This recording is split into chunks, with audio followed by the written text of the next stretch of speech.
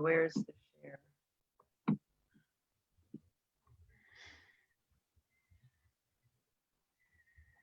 I don't see the share. It's just posting now. So I would just refresh it.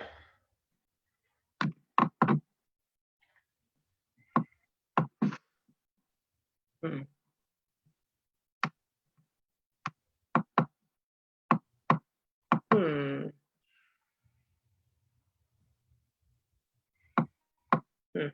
I don't share, maybe?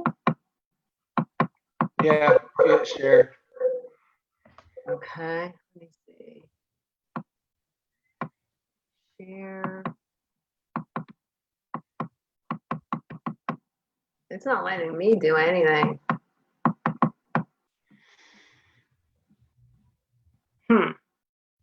Okay, well, we'll be able to share it once it's finished. Maybe it's just, it won't do it until it's finished. Okay. Oh, wait, there's something on the bottom. No. Yeah, no. Okay. Okay. All right. All right, let me.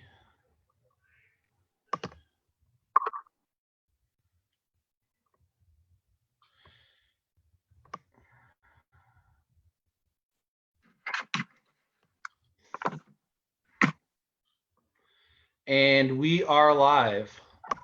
I want to thank everybody for joining us for the second interview in our series, Stories That Free Us.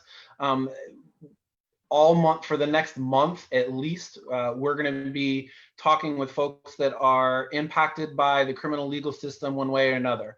Either they have been through the system themselves, or they have family members that have been through it.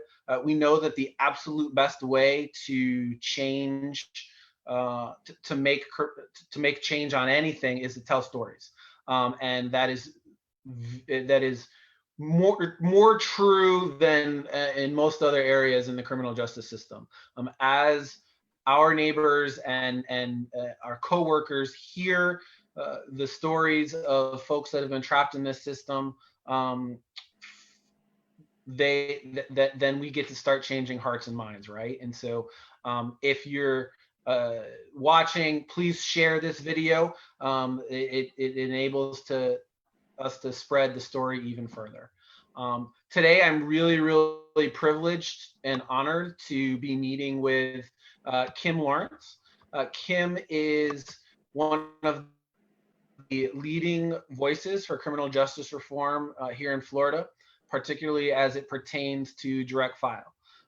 Now, this has not always been the case. As Kim will tell you herself, 5 years ago, a little over 5 years ago, she didn't know anything about the criminal justice system. And by her own words, she didn't really care. The system didn't affect her. And then one night she went to sleep and her life kind of changed forever. Kim's 15-year-old daughter, Taylor, snuck out of the house one night, met up with 4 other friends, and the 5 of them broke into a teenager's home, stealing some clothes and a PlayStation.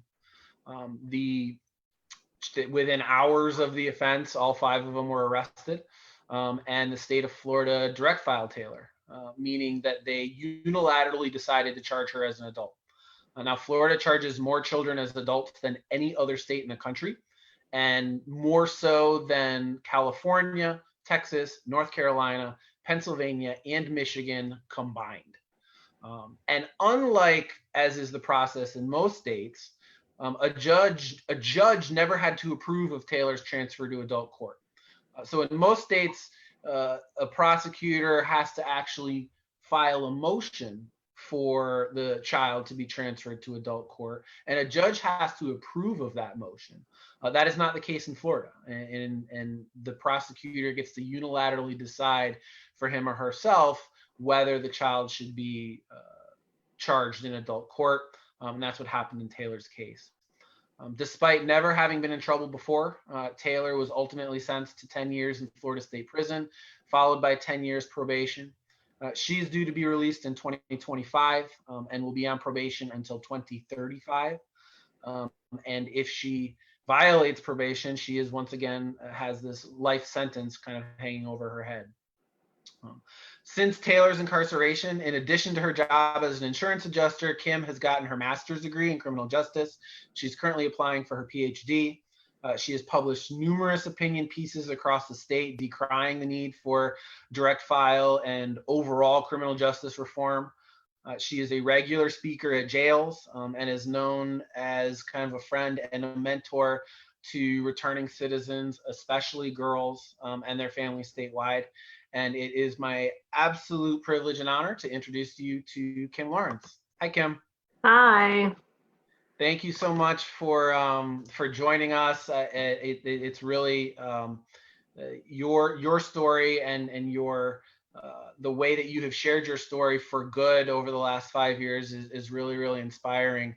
Tell me about Taylor. Tell me, what was your and Taylor's life like as she was growing up? I mean, I was a single mom, but she didn't really have anything earth-shattering, not a horrible life. We lived with my mom for a little while after the divorce. She hasn't really had a good relationship with her dad, but she was a straight A student. She was in gifted classes and she cheered. We did a lot of competitive cheerleading. We traveled around and all was good. There was no real issues until about end of sixth grade. I would call it like a perfect storm hit. She had a bad fall in a store, fractured her skull, and had a bad concussion. And she was in ICU and all of that. No surgery, but coincidentally or not, her personality seemed to have changed right after that. But mind you, this is also puberty hitting, that age. She had that. So then her school grades started falling. She seemed angry, especially always towards me. We still to this day don't really know what the anger was or what the aggression was all about. Even today, we kind of laugh about it and she'll go, yeah, I was a little bit extra, wasn't I? She realizes it. Of course, she's not mean to me now. But she was also on every kind of medication you could think of. So before this happened, I had an opportunity to move to Winter Haven because we were in Broward County at the time. I lived there all my life. And I thought, well, maybe she needs a change. Maybe I can get her to calm down, slow down, live in a more of a quiet lifestyle. So I took the opportunity to move, and she found all the wrong kind of friends, especially boys who were trouble, started sneaking out. And then within a year and a half, they did the crime. I don't know if she was just trying to fit in. Who knows? I don't know to this day what was going on in her head. She doesn't even know. She didn't realize there was that set of consequences. I mean, right. She really had no idea that it was going to be that bad. But there was no fixing it either. I mean, even if you realized you made a mistake, she stepped over the line, and that was it. She was done. I mean, next thing we know, we're arrested and in court. Prior to that, her teachers loved her. She just seemed to be like going through something. We were going to counseling. So I don't really know what happened. Neither does she. Was it all teenagers that she was with on the night of the crime? Yeah, there was 3 15-year-olds, an 18-year-old, and a 19-year-old. Okay. And she was obviously going through puberty at that time. I know you have done a whole lot of research since then about kind of kids' brains, and talk to us a little bit about that, about kind of the difference between kids' brains and adult brains. Well, I mean, they really do not have the same decision making for reasoning as an adult does, especially, I mean, even up to 25 years old, especially with risk taking. Risk taking and consequences, they are not at the same level as an adult. And every kid's different, but some take up to almost 25 years old. And your daughter is 20 now, is that right? Yeah, she's 20. And even in, I guess, in the 5 years between 15 and 20, have you seen a change, a difference? You talked a little bit about it earlier. Yeah, I mean, now she's calm, nice. She doesn't get into any trouble. She didn't get into any trouble in the jails. The jail officers loved her. Um, she has no problems now. She doesn't get into trouble now. Um, she's a law clerk in there. Um, I mean, and believe me, there's plenty of times where she'd like to be upset. It's not always the nicest things going on in there, but she manages to stay out of trouble, and she's just, you could see where she's matured. Mm-hmm. That's probably the best way to describe kids when they get a little older. They grow out of the craziness. Mm-hmm. As all of us do. Right.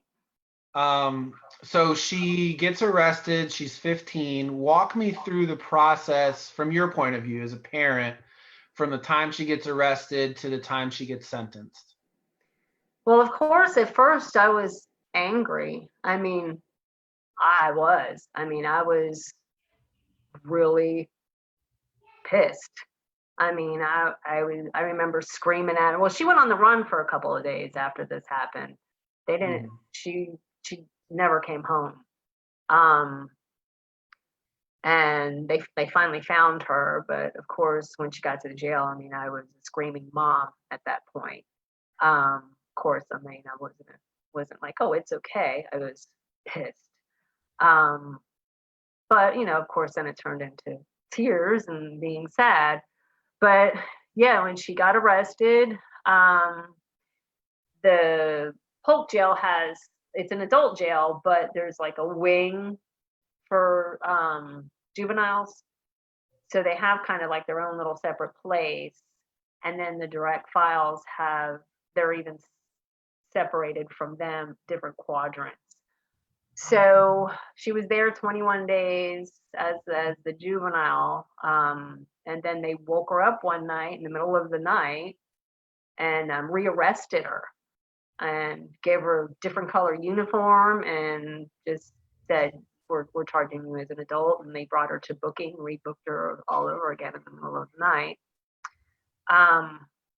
There was no, I mean, it just happened. There was no talking with the judge. There was no meeting. There was no interviews. It was just done. Like, she just, the next day, I just, was told, I've been charged as an adult. And she had. Were you given any warning that something like that could happen? From there was an attorney. What was he? He was obviously he was our public defender. He did say, I'm not so sure, but it's probably going to look like that. They're probably going to do that.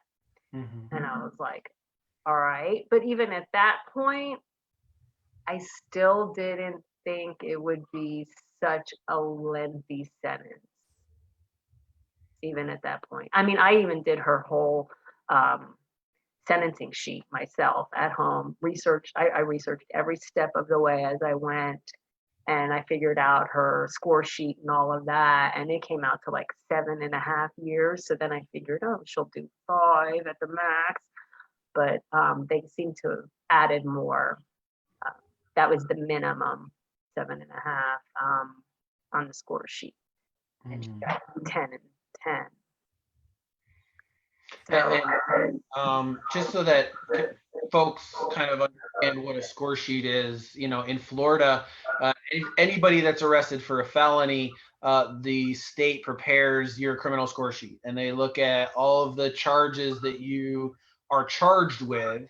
And then all of your prior offenses, they kind of put them together and it spits out a number. And that number is the minimum that the judge can sentence you to. Now, the way that the state ends up jacking that number up is by charging you with multiple felonies for the same offense, right? And so my guess, and I don't know this, but my guess here is that they probably racked up a number of different felonies on Taylor's case. yeah, she had a level 9, and I think it was 2 level 9s and a 5. Mm-hmm. One of them was a PBL. Punishable by life. Yeah. And so how did you find out what the kind of plea offer or sentence was going to be? Was there any kind of back and forth with the state? No. How did that whole thing go? There was absolutely no back and forth. After, I think it was like 11 months, they finally decided to offer a plea. There was no back and forth whatsoever. It's 10 years and 10 years probation. That's it. Take it or leave it. Otherwise, we're going to go for 25 to life. So I was like, no, we're not doing that. Mm-hmm. So we took it. And I told Taylor, you have to take it because unfortunately, I can't even imagine 25 to life. Yeah. Can't. So we took it. And how did Taylor feel about that? Oh, she cried her eyeballs out in the courtroom. Yep. So did I. Looking back, do you feel like it was the right decision? Over taking the risk. Yeah. I mean, I was not taking that risk. I mean, they don't deny doing it. The kids all confessed. They pretty much had a silver platter. They had cell phones. They had there was no like, well, maybe you weren't there. There was no shadow of a doubt. There wasn't any maybe we can take that risk type of thing. I was like, no, you're going to come out with guilty, and then they're going to give you what they want to give you, and that's it. So it was the best that I felt over that option. What do you wish, or is there anything that you wish prosecutors had known, either about Taylor or about your family, or understood that you feel like they didn't understand in when they made the offer? Well, I just always felt like the prosecutor, for one thing, she didn't even look happy, for one thing. Anyway, that's besides the point. She didn't care about anything else. I mean, I know that's her job. But when it comes to children specifically, you're making a really huge decision on the rest of their life. I mean, the rest of it. And I kept sitting there thinking, how is this woman, who does not look very happy, how is she in charge of my daughter's fate? Just her. The judge never really seemed to, he seemed kind of nice, actually. But he didn't say much. He just kind of, the prosecutor ran the whole courtroom. And not just in my case, everybody else's case. They ran the whole courtroom, and the judge just kind of maybe will explain something. That's about it. And ask if you understood. That's it. They ran the whole show. This one person had total control over the rest of her life. And I just just sat there and thought, is this really like how it goes? This is really like, there should be more input from maybe a group of people for kids. I mean, you're talking about throwing their life away. I mean, it's a decision that you can't take back. It's done, and there's no recovering from it, really. I mean, when you think about it, that was it. I mean, here you go, and see you later. And there was no back and forth. There wasn't even. I always heard that you can make deals. No, they were not willing to make any deals at all. And I'm guessing I know the answer to this, but was there any investigation done of Taylor's schooling, of Nope. Taylor's background, right? Nope. You know, And I talk even to anybody who may have actually known Taylor and what her life was like, what kind of person she was. Nope, not at all. Even the medical records I had ready and waiting, nothing. They were never used, never looked at, never requested, nothing. No, looking at her report cards in the past. I mean, that year she was having trouble and not, she was being crazy that year that she got in trouble. But all before that, I mean, obviously she was going through something. She was a straight A student, that all of a sudden just went, and why would you not want to think, let me see what's going on with this kid? I tried. I mean, I brought her to counseling and all that, but I just couldn't get to the bottom of it. And it just kind of happened rather quickly. Once we got here, I didn't even know her friends. I mean, they were all new to me. So after Taylor gets sentenced, walk us through what happens to her at that point. Okay, so she gets sentenced, and then she obviously goes back to the jail and waits to be picked up, to be brought to the prison, which was about 2 weeks. And so she gets to the prison, and well, she was the youngest one there for a while, because direct filing of females is a lot lower than the boys. At one time there was 3 girls, but most of the time Taylor was by herself. So basically she was put into an abandoned dorm by herself. It was like an empty bay. There was like all these beds or whatever and showers and all of that, but it wasn't used because they really didn't have anywhere to put a minor. So she was just put in there, very isolated, and no AC. So I always remember her going, "Mom, I'm just so hot." They had no AC. Most of the prison still don't. So she had nothing to do. That was another thing.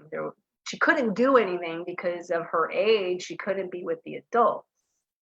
So she couldn't go off to even church. She couldn't even go to like a church service. She had to have an officer with her at all times if she went to even a service, and half the time some of them didn't feel like doing it, so she didn't get to go. You have to eat by yourself. If you went outside, you sat under the pavilion under an officer's eye, and she could see people over there in the youth doing their rec time, but she wasn't allowed to join them until she was 18. So for 2 years, she sat there by herself. And a lot of times she would even say, like, I go unnoticed a lot. Like, the staff doesn't even seem to notice me, so I go unnoticed. So it was a real big adjustment when she did get to go to the youth group. When she turned 18, it was kind of a little bit of anxiety because now she's gone from being isolated and all alone to a big group of a lot of girls. So, but I mean, she eventually settled into that too, and she did pretty decently over there too. And now she's in general population, so she's in with the older women, and I think she's still the youngest one. She's at FWRC, and they call her little baby. She's still the youngest one. But it's okay. Most of them look after her because she is the baby. And she's doing okay. She's the law clerk, and I mean, she has her moments. Like last week, she'll shut down and not feel like communicating. Not often with me, but sometimes. She just withdraws to herself, and I mean, that's obviously a sign of she's struggling, or she gets tired. She's been there a couple years now, 5 years. So she's just getting, like I'm like halfway, and so, but I mean, other than that, she's okay. She's staying out of trouble, and I can't complain about, anything she's doing or anything like that. Now we got the COVID going on. So now everybody's wearing masks and they don't get to do much. And as a mom, you're at home. What has it been like for you during this time? Oh, well, we don't get to visit. So it's really stressful for her. The visits are, I mean, I'm occupied, I'm busy, I keep myself, but for her, she's really, and I keep telling her, Taylor, I know, you might not have COVID and you are young and you'd probably be okay, but you've got to stay patient because she's already like, I want to visit. You can't come and visit, and you're not, not everyone is young like you. So we have to, be careful, and we can't come in because somebody could bring it in and they might not survive. So you have to, just think about everybody else. And I understand the visits. It's hard, she enjoys, she really enjoys seeing me, and and it's hard. It's been I think the first week of March. I think that was the last visit for us. And now it's June 7th. It's been extended to, so I don't know what will happen after June 7th. So Tell us a little bit about how this changed you professionally, your activism, your kind of space in criminal justice spheres. What is it that you have done and are continuing to do now? Well, the first thing I did was I went to the jails and I would speak to the juveniles and tell them basically the family effects. Like this is how your family feels. This is how your mom feels. This is what we go through. So remember this, stay out of trouble. Then it went on to, I started speaking with the women there. Then a couple of times I went and saw the juvenile boys, but I always needed special guards for that. So it was a little more difficult. The girls, I went like every Friday. Boys were a little harder to see. And then after that, I started getting, I got online. I have my group that I, try to keep informed, and we do our, we fight against the reform for the laws every legislation season. And I went back to college. I had my bachelor's in psychology, and then I said, you know what? I want to understand everything about what the heck just happened. Not only do I want to understand what happened, like in her mind, I wanted to understand the whole process and what the prison should be should be doing, and what the whole court process. So I went back and got my master's, in criminal justice, and now I'm working on my doctorate. So I tend to, I hope to maybe teach, and then I also want to do research because I like doing research. I like writing papers, and I like to have that evidence showing that these draconian laws are not working. I mean, this is not what we need. We also need rehabilitation in there. There's data. I want to get that research out there and then work with the right people who are willing to listen and use the data instead of shoving it off saying, oh no, nothing works. Yeah, I mean, it does work. Got to use it. So I know during this time, I know that you have met with legislators. I have certainly met with a number of legislators. There's a handful of them that are friendly, right, to Mm-hmm. this type of discussion, but there's a whole lot that aren't friendly, Right. or are indifferent. Yeah.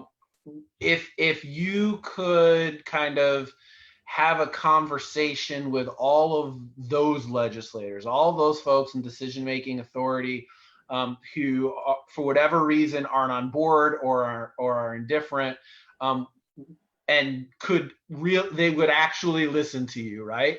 What is it that what is like the number one or two things, most important things that you want them to know and understand? Well, I mean, criminal offending is not static. I mean, it's just not. I mean, it can be changed. Criminal thinking can be changed, but it requires rehabilitation. They're not getting it in prison. So prison doesn't have some magical answer. Prison to me is completely retribution. It's just getting even. Um, it's just the easy way to incapacitate and throw away the key, and it's easy. Forget about them. Just put them in there, and who cares? Well, they're going to come home. Most of them come home.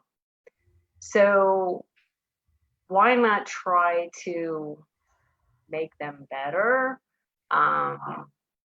with the rehabilitation and incentivize it? Like, you know, if you do rehabilitation, maybe we could get some time off your sentence. Why not?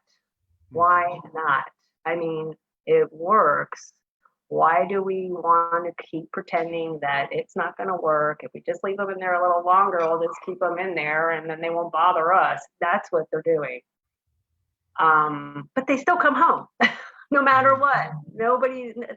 Some do stay for life, but most people are coming home. Time's up. I'm out. Now what?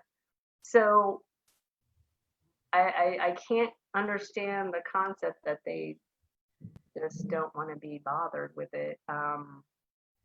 It's like, and then after that, the other part to me is like Taylor. So she'll be coming home when she's like 20, almost 25 or whatever, with some time off. I think she's 24, a little over 24.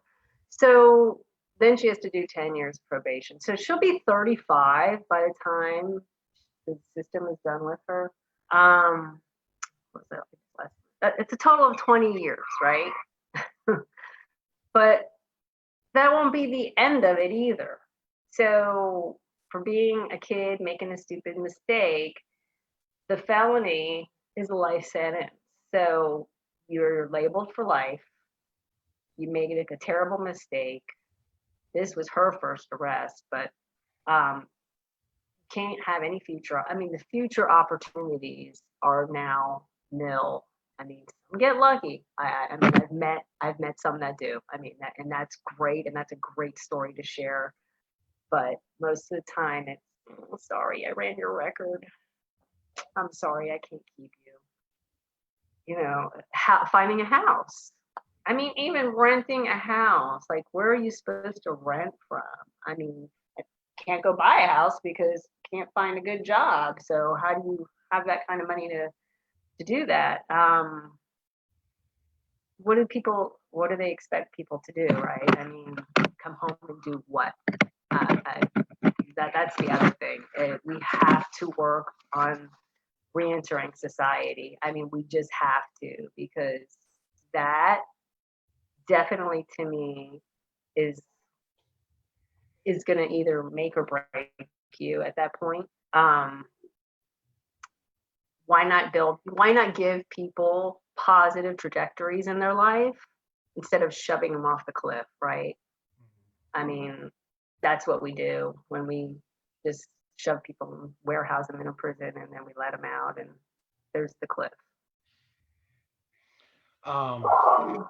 Yeah, and you know, in Taylor's situation, it was entirely avoidable, right? So like if they had just charged her as a juvenile, Yeah. You can still hold a juvenile. In her case, they would have been able to hold her up to 6 years. Yeah. And the juvenile system is actually designed to rehabilitate, right? Like that's the whole purpose of the juvenile system. Now there are lots of things that are lots of failures within that system as well. They don't always do a perfect job, but at least there are they have schooling, they have all of these different like individualized programs, and the goal is to have them re-enter society in a way that they'll be productive. And then they don't have that adult kind of felony conviction on their record. And then they grow out of that stage. Yeah, and to think right. So that's the other thing, right? So Taylor's been in for 5 years now. What is the next 5 years going to do? Like what why is it needed? Right. Other than ruin future opportunities. Yeah. That's all it is going to do. She's a real smart girl, but I'm just afraid that you can be as smart as you want to. Mm-hmm. But sorry. So we've had lots of doom and gloom. I kind of want to end on something a little more happier. What inspires you? What is something either about Taylor specifically, or about this movement in general, that makes you think maybe there's some sunshine ahead? Well, I mean, I've obviously dealt with a lot of returning citizens. I mean, and then you know what? Some of them are the nicest people you've ever met. Seriously. So there's got to be there. I mean, not everybody's walking around shooting somebody every day. Not everybody's walking. They have a story. And why don't we try to do some restorative justice, and let's get our stories out and heal both sides. To me, I mean, I get it. There's a victim. I get it. I understand. They want to be heard, and they deserve to be heard. But this person was a victim too of something happening. So why not, let's air it out. Let's think of something to restore both parties. And I think that is what's really needed. I don't think that there's very few Jeffrey Dahmers. There's very few Charles Mansons. I mean, you know what I mean? There's most people are helpable. And they're people. I represent folks charged with very, very bad things. And the vast majority of them are you and me. I mean, I would welcome them into my home for dinner at any time. And we also know that violence, it specifically, isn't somebody isn't just violent or not violent, right? And so everybody is the product of what is happening in your life now. I have never been I'm not ashamed to admit I've never been in a fist fight in my life. But you put the right stresses specific to me, and I absolutely can become a violent person, and everybody else can too. And it's just whether we're lucky enough to have avoided those situations. We Yeah. also know that most people grow out of violence. So by the time anybody turns 40, the level of violence, even for folks that had committed numerous violent offenses before, almost disappears. And then finally, we know in Florida and across the country, the way we define violence is very, very broad, right? So like there are all of these kind of violent crimes in our statutes that don't require anybody to get hurt, and in fact, usually nobody does get hurt. I read a study a couple of weeks ago that was that was fascinating to me. It was they asked a whole bunch of victims of violent crime, what would you prefer, prison sentence or some sort of restorative justice, in defining what that meant. And over 70% of victims of violent crime would prefer a probation and restorative justice program as opposed to prison, because folks understand that prison doesn't help anybody. Right? It doesn't actually address the underlying issues that cause the crime. And then you cause a whole other trauma for somebody, like their family. Like now you have a mom who's not lost my child, but temporarily for a lot of years, I have lost my teenager. She's not going to be a teenager when she comes home. I lost my teenager. So now you've traumatized my life. Some people have a spouse. Now you've traumatized the whole family. Maybe they're trying to feed their kids, or some people lose their moms to prison. So now you've traumatized children. So now you have this whole spiraling effect that everybody has trauma now. So that's where the restorative justice to me would come in, and everybody's got a trauma. Everybody has trauma, and we should all try to realize we've all been kind of a victim of it. Well, I'm going to end it at that. I do want to point out that there, especially over the last few years, there have been a number of different organizations that have grown up across the state that are generating real power, that they're consolidating real power, whether it's FRRC or Southern Poverty Law Center or Florida Cares. There are all of these groups of folks, both returning citizens and non-return and allies of returning citizens, that are organizing together. And I do think that we're going to have a much brighter future at the legislative level because of that, and because of all of the hard work of folks just like you. And so as a Florida citizen, thank you for everything that you have done. Thank you so much for sharing your story today. And give Taylor our best. I will. Thanks for having me. All right. Take care. Too. Bye-bye.